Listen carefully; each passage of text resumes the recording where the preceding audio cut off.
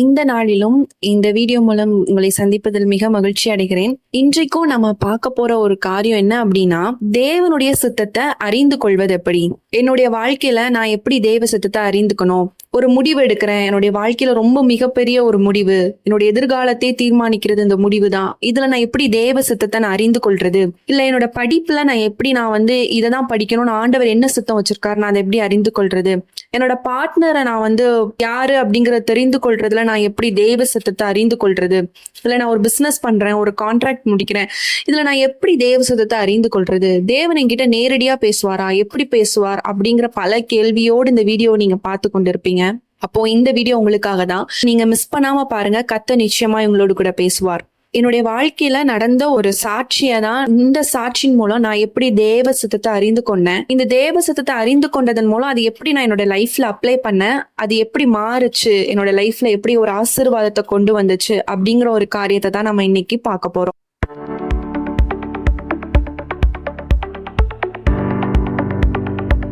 முதல்ல நம்ம ஒரு வேத வசனம் வாசிக்கலாம்.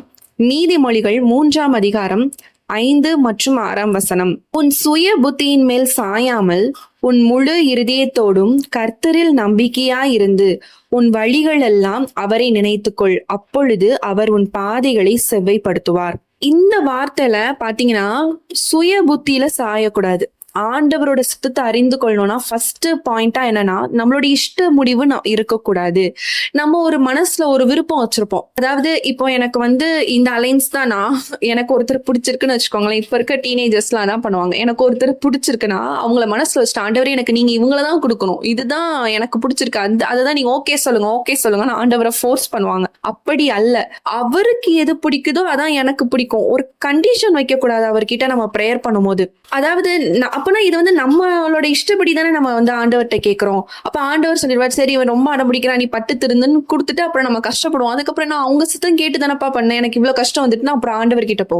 இதுல புரிஞ்சுக்க வேண்டியதுன்னா சுய புத்தி இங்க இருக்கவே கூடாது. நீங்க என்ன வச்சிருக்கீங்களோ அதை பண்ணுங்க, எனக்கு என்னோட விருப்பம் எதுவுமே கிடையாதுன்னு என்னைக்கு நம்ம தாழ்த்தி நம்ம சுய புத்தியில நம்மளோட இஷ்டத்துக்கு முடிவு இல்லாம அவர்கிட்ட ஃபுல் சரண்டர் பண்றோமோ. அடுத்த பாயிண்ட் பாத்தீங்கன்னா, முழு இருதயத்தோடும் கர்த்தரில் நம்பிக்கையா இருந்து. இதுல விசுவாசம் இருக்கு. ஃபுல் ஹார்ட்டடா, முழு இருதயம்னா என்னது, ஃபுல் ஹார்ட்டடா முழுமையுமா. என் மனசுல 1% கூட அவிசுவாசம் இருக்கக்கூடாது. அவர் சித்தம்னா அது பெர்ஃபெக்டா தான் இருக்கும் அப்படிங்கறத அவர்கிட்ட ஃபுல்லா கொடுக்கணும் அப்படிங்கறது, அந்த ஃபெய்த் தான் இங்க 2வது பாயிண்டா பாக்குறோம். 3வதா பாத்தீங்கன்னா, அவரை நினைச்சுக்கிட்டே இருக்கணும். எல்லா பாதைகள் எந்த சூழ்நிலை வந்தாலும் அவரை நினைக்கணும். 4வதா பாத்தீங்கன்னா, இந்த மாதிரி இந்த 3 விஷயம் பண்ணும்போது கண்டிப்பா நம்மளுடைய பாதைகள் செவ்வையாக்கப்படும். இததான் நான் என்னோட லைஃப்ல பார்த்த விஷயம். இப்ப என்னோட சாட்சியை நான் சொல்றேன். நான் ஆக்சுவலி 12th அந்த டைம்ல முடிச்சிட்டேன். 12th முடிச்சதுக்கு அப்புறம் எப்படின்னா, என்ன கோர்ஸ் படிக்கணும், என்ன ஏது எதுவுமே தெரியாது. கைட் பண்றதுக்கும் கரெக்டான ஆட்கள் கிடையாது. அதனால நானே தான் முடிவெடுக்கணும். அந்த மாதிரி ஒண்ணு ஆண்டவரை சார்ந்து நிக்கிறோம். என் ஃபேமிலியா பாத்தீங்கன்னா நாங்க ஆண்டவரை சார்ந்து நிக்கிறோம். செகண்டரி பாத்தீங்கன்னா நான் எடுக்கிற முடிவு தான் அப்படின்னு தான் இருக்காங்க. வீட்லயும் சரி, எல்லா இடத்துலயுமே சரி. இப்போ நான் ப்ரேயர் பண்ணிட்டே இருக்கேன். என்னோட விருப்பமும் சரி, வீட்டுல இருக்கவங்களோட விருப்பமும் பாத்தீங்கன்னா, நாங்க மெடிசின் போகணும் அப்படிங்கறதுல நாங்க ரொம்ப விருப்பமா இருந்தோம். மெடிசின் போயிட்டு ஆண்டவருக்காக ஊழியம் செய்யணும், மினிஸ்ட்ரி பண்ணணும் அப்படிங்கறதுல நாங்க ரொம்ப விருப்பமா இருந்தோம், வாஞ்சியா இருந்தோம். அப்போ அதுக்காக தான் நான் என்னை ஃபுல்லா ப்ரிப்பேர் பண்ணி, அதுக்காக தான் என்னை எங்க வீட்லயும் சரி, நான் என்ன டியூஷன் இந்த மாதிரிலாம் இடத்துல படிச்சாலும் நான் அந்த விஷயத்துலதான் ரொம்ப கான்சென்ட்ரேட்டா படிக்கணும். நீ மினிஸ்ட்ரியில தான் போகணும், மெடிசின்ல போய் மினிஸ்ட்ரி பண்றது ரொம்ப யூஸ்ஃபுல்லா இருக்கும், நீ அதுக்கு தான் போகணும் அப்படின்னு சொல்லி நான் அதுக்காக நாங்க ரொம்ப பிரயாசப்பட்டுட்டு இருந்தோம். அது பிரயாசப்பட்டு தான் நான் அதுக்காகவும் படிச்சு கொண்டே இருக்கிறேன். இப்போ பாத்தீங்கன்னா ரிசல்ட் வருது. நாங்க அதை தான் எக்ஸ்பெக்ட் பண்ணிட்டு இருக்கோம். இப்போ ரிசல்ட் வரும்போது பாத்தீங்கன்னா கரெக்டா என்னோட பயாலஜில பாத்தீங்கன்னா மார்க் ரொம்ப கம்மி. மத்த எல்லாத்துலயுமே நான் 188 அபோவ் வாங்கியிருக்கேன். இதுல மட்டும் தான் பாத்தீங்கன்னா ரொம்ப டவுன் மார்க்கா இருக்கு. என்னோட கட் ஆஃப் வராது, மெடிசினுக்கு எனக்கு இந்த கட் ஆஃப் வராது அப்படிங்கிறது எனக்கு புரிஞ்சிருச்சு. இப்போ என் மனசுல ரொம்ப படபடப்பு அதிகமாயிடுச்சு. என்ன பண்ண, நம்ம இதை மட்டும் தானே நம்பி இருக்கோம், என்னோட ஃபினான்ஸ் ப்ராப்ளமும் இருக்கு, இப்ப நான் என்ன பண்றது அப்படிங்கிறப்போதான் சரி ஆண்டவர்கிட்ட நம்ம ப்ரேயர் பண்ணுவோம் அப்படின்னு சொல்லிட்டு ஒரு சின்ன பிரேயர். இதுல ஆண்டவர் சித்தத்தை அறிஞ்சுக்கணும்னு எதுவுமே நான் நினைக்கல. ஒரு சின்ன பிரேயர் பண்ணிட்டு நான் அப்படியே விட்டுட்டேன். நிறைய பேர் சொன்னாங்க, பக்கத்துல லோக்கல்லயே நீங்க போடுங்க அப்படின்லாம் சொல்றாங்க. எனக்கு அதுல விருப்பம் இல்ல. லோக்கல்ல வேண்டாம், நம்ம வேற ஏதாவது படிக்கலாம் அப்படிங்கிற மாதிரி ஒரு இதுலயே ஓடிட்டே இருக்கு. திடீர்னு ஒரு கான்டாக்ட் வருது. அப்போ கான்டாக்ட் வரும்போது என்ன ஆகுது அப்படின்னா, அவங்க நீங்க இந்த காலேஜ்ல போடுங்க அப்படின்னு டெய்லி என்கிட்ட பேசிக்கிட்டே இருக்காங்க. எங்க ஃபேமிலியும் சரி ரொம்ப பேசி பேசி பேசி பேசி தொடர்ந்து டார்ச்சர் மாதிரி ஆயிட்டு. சரி போட்டுருவோம், வேற வழியில, நல்ல காலேஜ் தானே சொல்றாங்க, போட்டுருவோம் அப்படிங்கிற ஒரு சூழ்நிலைக்கு நாங்க தள்ளப்படுறோம். இப்போ நாங்க அங்க போய் ஒரு அட்வான்ஸ் அமௌண்ட் மாதிரி அங்க கொடுத்து நாங்க போடவும் செஞ்சாச்சு, அப்ளிகேஷனும் போட்டாச்சு. இன்ஜினியரிங் காலேஜ்லயும் நாங்க போட்டுட்டோம். என்ன ஆயிடுச்சு அப்படின்னா, மனசுல சமாதானமே கிடையாது. என் ஃபேமிலியில எனக்கும் சரி, என்னோட அம்மா அப்பா என்னோட சிஸ்டருக்கும் மன சமாதானம் சுத்தமா கிடையாது. நாங்க புலம்பிக்கிட்டே இருக்கோம். என்ன இது, இப்போ எல்லாருக்குமே நம்ம ஒரு இடத்துல போட்டுட்டோம்னா நம்மளுக்கு முடிஞ்சிடும் அப்படிதானே. ஆனா எனக்கு மன சமாதானம் இல்ல, மன பதட்டமாவே இருந்துகிட்டே இருக்கு. நான் வீட்லயும் சொல்றேன், அவங்களுக்கும் ஒரு பீஸ்ஃபுல்லா இல்ல. ஒரு குழப்பம் எங்க வீட்டுல கண்டினியூஸா வந்துட்டே இருக்கு. என் படிப்பை குறிச்சு ஒரு குழப்பம். எப்போ அந்த டாபிக் எடுத்தாலும் வீட்டுல ஒரு போராட்டம், ஒரு சண்டை இந்த மாதிரி வந்துகிட்டே இருக்கு. என்னோட அம்மா என்கிட்ட ஒரு வார்த்தை சொன்னாங்க, இது உன்னோட லைஃப், உன்னோட லைஃப்க்கு நீ தான் போராடி ஜெபிக்கணும். இப்போ இதுல ஒரு பயங்கர ஒரு போராட்டமா இருக்கு. தேவ சித்தம் என்னங்கிறதே நம்ம கேட்காம நம்ம சுயத்துல ஒரு முடிவெடுத்த மாதிரி தோணுது. அதனால நீ என்ன பண்ண அப்படின்னா, நீ உபவாசம் போட்டு நீ இதுக்காக ஜெபம் பண்ணு. இதுக்கு நான் என்ன அளவுக்கு உபவாசம் போட்டாலும் அது எஃபெக்டா இருக்காது. ஏன்னா இது உன்னோட வாழ்க்கை, நீ தான் உபவாசம் போடணும் பாப்பா அப்படின்னு சொல்லிட்டாங்க. இப்போ நான் சரி, அப்போ நான் தான் உபவாசம் போட்டு ப்ரேயர் பண்ணணும் அப்படிங்கிற ஒரு சூழ்நிலையை நான் அண்டர்ஸ்டாண்ட் பண்ணிக்கிட்டேன் என்னோட சிச்சுவேஷனை. இப்ப தேவ சித்தத்தின்படி தான் நான் போகணும்ட்டு.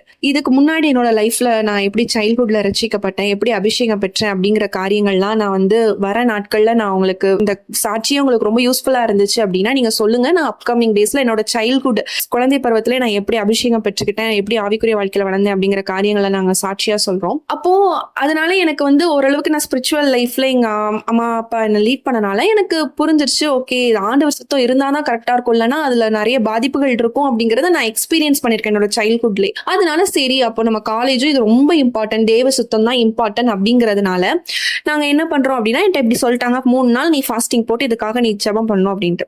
அப்போ நான் ஃபாஸ்டிங் போட ஆரம்பிச்சிட்டேன். நாள் ஃபாஸ்டிங் போடுறேன், எனக்கு எந்த பதிலுமே கிடைக்கல. நான் ஜெபம் பண்றேன், அழுது ஜெபம் பண்றேன், ஆண்டவர் எனக்கு ஏதாவது காமிங்க. எனக்கு அப்ப தெரியாது ஆண்டவர் டைரக்டா ஒரு காலேஜ் காமிப்பார் அப்படின்னு தான் நான் உண்மையாவே நினைச்சிட்டு இருந்தேன். அப்ப எனக்கு தெரியாது. 2வது நாள் ப்ரேயர் பண்றேன், அப்பவும் எனக்கு தெரியல, எந்த இதுமே தெரியல. 3வது ப்ரேயர் பண்றேன், ஆகமம் புக்ஸ் தான் நான் ரீட் பண்ணிட்டு இருக்கேன். அப்ப ரீட் பண்ணிட்டு இருக்கும்போது அதுல நிறைய என்ன பண்ண, மலை சார்ந்த இடங்கள் பத்தி எல்லாம் அதுல போட்டிருந்தாங்க. அப்ப எனக்கு அந்த பாயிண்ட்ஸ் எல்லாம் அது ஆக்சுவலி பாத்தீங்கன்னா அது வேற தீம்ல இருக்கு. பட் என்னோட சிச்சுவேஷனுக்கு இந்த மலை சார்ந்த இடங்கள் எல்லாமே வருது. அப்போ எனக்கு மனசுல ஆண்டவரோட ஒரு மெல்லிய குரல் கேக்குது, உன்னோட நீ போற காலேஜும் மலை சார்ந்த ஒரு இடமா இருக்கும். மலைகளுக்கு நடுவே அந்த காலேஜ் கட்டப்பட்டிருக்கும், அங்க ஒரு தேவாலயம் இருக்கும். இது மட்டும்தான் எனக்கு, நான் பைபிள் வார்த்தையும் வாசிக்கிறேன், எனக்கு ஒரு மெல்லிய சத்தமும் இந்த மாதிரி கேட்டுட்டு இருக்கு. அப்ப ஆண்டவரோட வார்த்தை, அதாவது பைபிள்ல எனக்கு என்ன சொல்லப்போனா மலை சார்ந்த இடம்னு எனக்கு க்ளூ கொடுத்துட்டாரு. அப்போ நான் தேவ சித்தத்துல ஃபர்ஸ்ட் பாயிண்ட் எனக்கு வேதத்தின் மூலமா ஆண்டவர் பேசிட்டாரு. நான் அதை என்ன பண்ணிட்டேன் அப்படின்னா, நான் உடனே எங்க அம்மா அப்பா கிட்ட சொல்லிட்டேன், இப்படி மலை சார்ந்த இடம்னு சொல்லிட்டாரு. அப்போ நம்ம இதுக்குதான் நம்ம பார்க்கணும், எனக்கு நம்ம அப்ளிகேஷன் போட்ட இடமே கிடையாது, இது வேண்டாம் நமக்கு அப்படிங்கறதுல ஸ்ட்ராங்கா சொல்லிட்டு எங்க வீட்லயும் சரி, இப்போ இதுல நம்ம எங்க போய் தேடுறது அப்படின்ட்டு நாங்க ரொம்ப கன்ஃபியூஸ்டா இருந்தோம். ஆனாலும் ஜெபம் பண்ணோம், ஆண்டவரே நீங்க சொல்லிட்டீங்க, என்ன எங்கேயுமே விட மாட்டீங்க, நீங்க என்ன கூட்டிட்டு போற இடம் கரெக்டா இருக்கும் அப்படின்னு சொல்லிட்டு ஆண்டவர் கருத்துல விட்டுட்டு. ஆனாலும் ஒரு நம்ம இன்னும் கண்டுபிடிக்கலையே, எல்லாரும் என் கூட படிச்சவங்க எல்லாருமே காலேஜ் அட்மிஷன் போட்டாங்க, ஆனா எனக்கு இன்னும் போடல, என்ன நம்ம இப்படியே இருக்கோம் அப்படிங்கிற ஒரு படபடப்பு இருந்துகிட்டே இருக்கு. அப்போ திடீர்னு என்னன்னா, நாங்க ஒரு பிரேயர்ஸ்ல நாங்க ப்ரேயர் பண்ணுவோம். அப்போ அவங்க எனக்கு ஒரு தீர்க்க தரிசனமா, நான் ஸ்கூல் படிக்கிறப்போ ஐ திங்க் ஒரு 7th 8th நான் படிக்கிறப்போ ஒரு தீர்க்க தரிசனமா எனக்கு ஒரு வார்த்தை சொல்லியிருந்தாங்க, நீ இன்ஜினியர் தான் ஆவ அப்படின்ட்டு ஒரு ஊழியக்காரங்க மூலமா அந்த வார்த்தை கொடுக்கப்பட்டது. அவங்க யாரோ என் பக்கத்துல இருந்த ஒரு ஆன்டி மூலமா அந்த வார்த்தை அவங்க கேட்டிருக்காங்க, அப்போ சொன்ன வார்த்தையை கேட்டிருக்காங்க. அவங்க எங்க அம்மாவுக்கு போன் போட்டு இந்த மாதிரி சொன்னாங்க, உங்க பொண்ணு ஆண்டவர் தான் இன்ஜினியர் தானே படிக்க வைப்பேன்னு சொன்னாங்க, நீங்க மெடிசின்ல போட்டு ட்ரை பண்ணிட்டு இருந்தீங்க அப்படிங்கிற ஒரு வார்த்தையை அன்னைக்கு தற்செயலா அவங்க கான்வர்சேஷன் பண்ணும்போது இந்த வார்த்தை வந்தது. அப்போ உடனே எங்களுக்கு, ஆமா ஆண்டவர் தான் முன்னாடியே நம்மளுக்கு சொல்லியிருக்காரு இன்ஜினியர் தான்ட்டு, அப்போ நம்ம இன்ஜினியரிங் சைட்ல தான் பிள்ளைய படிக்க வைக்க போறாரு, அப்ப காலேஜ்க்கான இடமும் கொடுத்துட்டாரு, நாங்க கன்ஃபார்ம் பண்றோம். இப்ப இதுல நீங்க நோட் பண்ண வேண்டியதுன்னா, வார்த்தையின் மூலம் கன்ஃபார்ம் பண்றாரு, பைபிள் வார்த்தையின் மூலமா.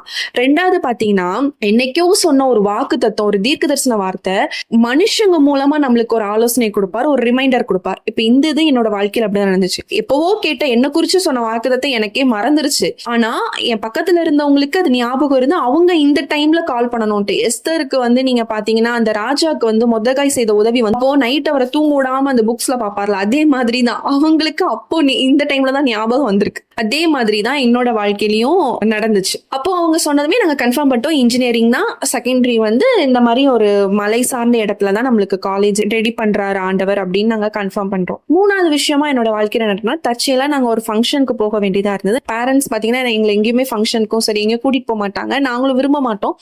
அந்த டைம் மட்டும் என்னன்னா ஃபேமிலியா போகணும்னு ஒரு திடீர்னு ஒரு ஆசை எல்லாருக்குமே வந்தது. ஃபேமிலியா எங்களை கூட்டிட்டு போனாங்க. நாங்க எல்லாருமே ஃபேமிலியா ஃபங்க்ஷனுக்கு போறோம். ஃபங்க்ஷனுக்கு போனா பாத்தீங்கன்னா அங்க ஸ்டே பண்ண வேண்டிய சூழ்நிலை இருக்கு. என்னோட பிரதர் வீட்ல நாங்க ஸ்டே பண்ணிருக்கோம். அப்போ வந்து உங்க எல்லாருக்குமே தெரியும், பொற்செல்வன் அங்கிள் வந்து எல்லாத்துக்குமே தெரியும். அவங்க தான் எங்களோட ஸ்பிரிச்சுவல் ஃபாதர். அங்கிள் கிட்ட நாங்க ஆல்ரெடி சொல்லியிருந்தோம், நான் இப்படி 12th முடிச்சிட்டேன் அங்கிள், நான் இப்படி காலேஜ் சேரணும் அப்படின்னு சொல்லி வச்சிருந்தேன். சடனா வந்து அங்கிள் கால் பண்ணாங்க, பக்கத்துல ஒரு காலேஜ் இருக்கு, ஒரு நல்ல காலேஜ், நீங்க போய் பாருங்க அப்படின்னு சொல்லி அங்கிள் சொன்னாங்க. சரி, சீரியஸா சொல்றேன். அப்ப நாங்க எந்த அமௌண்ட்டுமே எதுவுமே எடுத்துட்டு போல. அப்ப நாங்க ப்ரேயர் பண்ணிட்டு, ஆண்டவரே உங்களுக்கு சுத்தமான இந்த காரியத்தை கைக்கூடி பண்ணுங்க. நாங்க என்னைக்கோ ஒரு விஷயம் அங்கிள்கிட்ட சொன்னோம், அத இப்ப திடீர்னு அவங்க கால் பண்றாங்க. நாங்க திடீர்னு தான் அந்த ஃபங்க்ஷனுக்கு ஃபேமிலியா போக வேண்டிய சூழ்நிலை இருந்தது. நாங்க உடனே கிளம்புற பிளானா இருந்தது. ஆனா ஆண்டவர் தடை பண்ணி அங்க ஒரு நாள் ஸ்டே பண்ண வச்சு, அதுக்கும் ஒரு நோக்கம் இருக்கு. அந்த ஸ்டே பண்ண நாள்ல தான் அங்கிள் கால் பண்ணவும் செஞ்சாங்க. கால் பண்ண அன்னைக்கு நாங்க சரி காலேஜ்க்கு உடனே போய் பாத்துருவோம் அப்படின்னு சொல்லிட்டு நாங்க போறோம். சீரியஸா நான் பைபிள்ல என்ன ரீட் பண்ணணும், என்னோட இமேஜினேஷன்ல நான் பைபிள்ல ரீட் பண்ணாலும் எனக்கு ஒரு விஷன் மாதிரி ஆண்டவர் காமிச்சாரு. அந்த விஷனும் ஆண்டவரோட சத்தமும் இது 3மே ஒத்து போச்சு. நான் கரெக்டா என்ட்ரன்ஸ்ல போகும்போது எனக்கு என்ன தரிசனம் கொடுத்தாரோ, என்ன வார்த்தை கொடுத்தாரோ, அதே மாதிரி மலை சார்ந்த ஒரு இடத்துல எனக்கு ஒரு காலேஜ் இருந்துச்சு. அங்க ஒரு தேவாலயம் இருக்குனாரு, அங்க ஒரு சாப்பல் இருந்துச்சு. பார்த்ததுமே சீரியஸா சொல்றேன், என்னுடைய கண்கள்ல கண்ணீர் தான் வந்தது. ஆண்டவரே நீங்க எவ்வளவு அன்பா இருக்கீங்க, எவ்வளவு அழகா உங்க சித்தத்தை வெளிப்படுத்துறீங்க. நாங்க அந்த அளவுக்கு என்னோட ஃபேமிலி பேக்ரவுண்ட்ல எனக்கு சொல்லி கொடுக்கறதுக்கும் கைடன்ஸ் பண்றதுக்கும் இல்ல, ஆனா நீங்க எவ்வளவு அழகா எங்க ஃபேமிலியை கைட் பண்றீங்க அப்படிங்கிறது மட்டும் எனக்கு அந்த டைம், அவரோட லவ் எவ்வளவு அழகா, நான் வழி தப்பி போயிடக்கூடாதுன்னு எனக்கு எவ்வளவு அழகா நீங்க சித்தத்தை வெளிப்படுத்துறீங்க அப்படிங்கறத நான் ரொம்ப உணர்ந்தேன் அந்த டைம்ல. அப்போ நாங்க காலேஜ் போய் நாங்க அட்மிஷன் எல்லாமே போடுறதுக்கும் ஆண்டவர் உதவி செஞ்சாரு. அப்போ அந்த இடத்துல நாங்க போட்டுட்டு நாங்க ப்ரேயர் பண்ணிட்டு வந்தேன். எந்த சூழ்நிலையும் நாங்க வந்தாலும் என்னுடைய ஆவிக்குரிய வாழ்க்கை போயிடக்கூடாது, நீங்க சொல்லி நான் வரேன், என்னுடைய ஆவிக்குரிய வாழ்க்கை நான் இப்ப எப்படி இருக்கணும் அதே மாதிரிதான் நான் முடிச்சுட்டு வரப்போ அதே லைஃப்ல தான் இருக்கணும் அப்படின்னு நான் ப்ரேயர் பண்ணிட்டு அட்மிஷன் போடுறதுக்கு ஆண்டவர் உதவி செஞ்சார். இப்போ இந்த இடத்துல நான் என்ன சொல்ல வரேன்னா, நான் காலேஜ் படிக்கவும் உதவி செஞ்சார். காலேஜ் படிச்சு முடிச்சு வெளியே வரும்போதும் நான் அவர் ஆவிக்குரிய வாழ்க்கையில நான் எப்படி நான் வீட்டுல இருக்கும் போது எந்த அளவுக்கு ஆவிக்குரிய வாழ்க்கையில இருந்தனோ அதே மாதிரி தான் நான் காலேஜ் போனாலும் அதே லைஃப்ல இருக்க உதவி செஞ்சார். எத்தனையும் நான் ஹாஸ்டல்ல ஸ்டே பண்ணி தான் படிச்சேன். இதுல ரொம்ப முக்கியம் ஆண்டவர் சத்தத்தை அறிஞ்சுக்கிறது. நீங்க பாத்துட்டு இருக்கீங்க, உங்க பிள்ளைங்க ரொம்ப சின்ன பிள்ளைங்கன்னு நினைக்காதீங்க. நான் 6th ஸ்டாண்டர்ட் படிக்கும் போதே ஆண்டவர் எனக்கு வந்து அபிஷேகத்தை கொடுத்து என்னை வழி நடத்தினார். அப்ப நீங்க குழந்தைங்க நினைக்கிறீங்க, இல்ல, குழந்தைங்களை லீட் பண்றது பெற்றோராகிய நம்ம ஒவ்வொருத்தரோட கடமை. நம்ம ஜெபிக்கும் பொழுது ஆண்டவர் வந்து இது நீங்க உங்க குழந்தைங்களுக்கு அவங்களுக்கு அந்த ரெஸ்பான்சிபிலிட்டி கொடுங்க, அந்த பொறுப்பை கொடுங்க. நம்மளே ஜெபம் பண்ணக்கூடாது. இப்ப எனக்கு என்னோட அம்மா வந்து என்கிட்ட அந்த பொறுப்பை கொடுத்தாங்க, நீ தான் ஜெபம் பண்ணி ஆண்டவர் சுத்தத்தை தெரிஞ்சுக்கணும்ட்டு. அந்த சீரியஸ்னஸ் வந்துச்சு. எங்க அம்மாவும் என் கூட ஜெபம் பண்ணுவாங்க, தனியா நான் ஜெபம் பண்ண மாட்டேன், என் கூட பண்ணுவாங்க. ஆனா நான் தான் எக்ஸ்ட்ராவா பாரப்பட்டு ஜெபம் பண்ணுவேன். அப்ப நம்ம ஜெபிக்கும் பொழுது ஆண்டவர் யாருக்கு தேவையோ அவங்க கிட்ட கண்டிப்பா பேசுவார், ஏதோ ஒரு வார்த்தை மூலம். அன்னைக்கு பாத்தீங்கன்னா அந்த மலை சைடுங்கிறது நார்மலா நம்ம எல்லாருமே வாசிக்கிறது, ஆனா எனக்கு காலேஜ் உனக்கு இந்த சைட்ல தான் இருக்குங்கிறது அன்னைக்கு ஹைலைட் பண்ணி காமிச்சது யாரு? ஆண்டவர். அப்போ இந்த மாதிரி ஒரு சாப்பிள் இருக்குன்னு சொன்னது யாரு? ஆண்டவர். அதே மாதிரி இடத்த நான் தேடி போல, அதுதான் இங்க அதுக்கான ஒரு சூழ்நிலையை ஆண்டவரே அமைச்சு கொடுக்கிறார். அதே மாதிரி தேவ சித்தத்தை அறியணும்னா கர்த்தர் கண்டிப்பா உங்களோட வார்த்தையோட பேசுவார். 2வது அதற்கான சூழ்நிலையை அவரே அமைச்சு கொடுப்பார். 3வதா பாத்தீங்கன்னா தேவ மனுஷங்க உங்களுக்கு உதவி செய்வாங்க. அதுதான் என்னோட வாழ்க்கையில தேவ மனுஷங்க தான் என்ன ஹெல்ப் பண்ணாங்க. இப்படி ஒரு இடம் இருக்கு, நீ அங்க போன்ட்டு. அங்க போகும்போதுதான் தேவன் எனக்கு சொன்ன இடமா காணப்பட்டது. அதே மாதிரி தேவ மனுஷங்க உங்க ஹெல்ப் பண்ணுவாங்க. இந்த 3 விஷயம் மூலமா நம்ம கண்டிப்பா தேவ சித்தத்தை அறிஞ்சுக்கலாம். அப்போ இதுல பிரேயர் ரொம்ப இம்பார்ட்டன்ட். குழந்தைங்களை நீங்க இப்பவே ட்ரெயின் பண்ணுங்க, ஏன்னா அவங்க ஆவிக்குரிய வாழ்க்கையில கண்டிப்பா வளரணும். இந்த உலகத்துல பிள்ளைங்களோட பாதுகாப்பு தான் அதிகம். அப்போ நீங்க உங்களோட குழந்தைங்களை நீங்க ஆவிக்குரிய வாழ்க்கையில ட்ரெயின் பண்ணா மட்டும்தான் அவங்களுக்கும் தெரியும் தேவ சித்தத்தின் படிதான் நடக்கணும், இல்லைன்னா அது பாதுகாப்பு இல்லைங்கிறது அவங்களுக்கு புரியும். நீங்க கண்டிப்பா நீங்க அதே மாதிரி அவங்களையும் தேவ சித்தத்தின் படி நடத்துங்க. இந்த சாட்சி உங்களுக்கு ரொம்ப பிரயோஜனமா இருக்கும் என்று சொல்லி நாங்க கர்த்தருக்குள் விசுவாசிக்கிறேன். என்னோட ஒவ்வொரு லைஃப்மே, என்னோட ஸ்கூல் லைஃபும் சரி, என்னோட காலேஜ் லைஃபும் சரி, என்னோட ஒர்க்கிங் லைஃபும் சரி, என்னோட மேரேஜ் லைஃபும் சரி, என்னோட டெலிவரி எக்ஸ்பீரியன்ஸா இருக்கட்டும், எல்லா எல்லாமே ஆண்டவர் ஒவ்வொரு விஷயத்துல எங்களுக்கு ஆண்டவர் நடத்தினது. உங்களுக்கு இது பிரயோஜனமா இருந்துச்சுன்னா நீங்க சொல்லுங்க. நாங்க அப்கமிங் வீடியோஸ்ல என்னோட லைஃப்ல நடந்த ஒவ்வொரு சாட்சிகளும் உங்களுக்கு நாங்க கண்டிப்பா அப்கமிங் வீடியோஸ்ல நாங்க போடுறோம். இதன் மூலமா இந்த வீடியோவின் மூலமா கர்த்தர் உங்களுக்கு புரிய வச்சிருப்பாரு என்று சொல்லி நாங்க நினைக்கிறோம். ஆவிக்குரிய வாழ்க்கையில நம்ம எவ்வளவு இதா இருக்கணும் இருந்தா மட்டும்தான் நம்ம தேவசதத்தை அறிஞ்சுக்க முடியும். தேவசத்தை அறிஞ்சாதான் இந்த உலகத்துல நம்ம பாதுகாப்பா வாழ முடியும். அதுதான் இங்க ரொம்ப முக்கியம். அப்போ நம்ம பாதுகாப்பா வாழணும் அப்படின்னா கண்டிப்பா புரிஞ்சுக்கோங்க, தேவசதத்தின்னு அறிஞ்சு நம்ம அதுபடி வாழணும். அப்பதான் நம்ம பரிசுத்தத்தை காத்துக்கொள்ள முடியும். பிரேயர் பண்ணுங்க. இப்ப என்னோட லைஃப்ல நான் எக்ஸ்பீரியன்ஸ் பண்ண 3 விஷயம் உங்ககிட்ட சொல்லியிருக்கேன். இந்த 3 விஷயத்த நீங்க எக்ஸ்பீரியன்ஸ் பண்ணி பாருங்க. ஃபாஸ்டிங் போடுங்க, ஜெபம் பண்ணி பாருங்க. கர்த்தர் நிச்சயமா உங்களோடு கூட பேசுவார். இந்த வீடியோ உங்களுக்கு ரொம்ப பிரயோஜனமா இருக்கும் என்று சொல்லி நாங்க கர்த்தருக்குள் விசுவாசிக்கிறோம். இந்த வீடியோவை நீங்க அநேகருக்கு ஷேர் பண்ணுங்க. இந்த மாதிரி தேவ சத்தத்தை அறிந்து கொள்வது எப்படி என்று சொல்லி கன்ஃபியூஷன்ல இருக்கிற அநேகருக்கு இது ரொம்ப பிரயோஜனமா இருக்கும். சாதாரண ஒரு வீடியோவா பார்க்காதீங்க, நோட்ஸ் எடுத்து வச்சுக்கோங்க. உங்களோட லைஃப்ல நீங்க அப்ளிகபிள் பண்ணி பாருங்க. கண்டிப்பா இது உங்களுக்கு ரொம்ப பிரயோஜனமா இருக்கும் சொல்லி நாங்க கர்த்தருக்குள் விசுவாசிக்கிறோம். மீண்டும் உங்களை அடுத்த ஒரு வீடியோல சந்திக்கிறோம். கர்த்தர் உங்களை ஆசீர்வதிப்பாராக. ஆமேன்.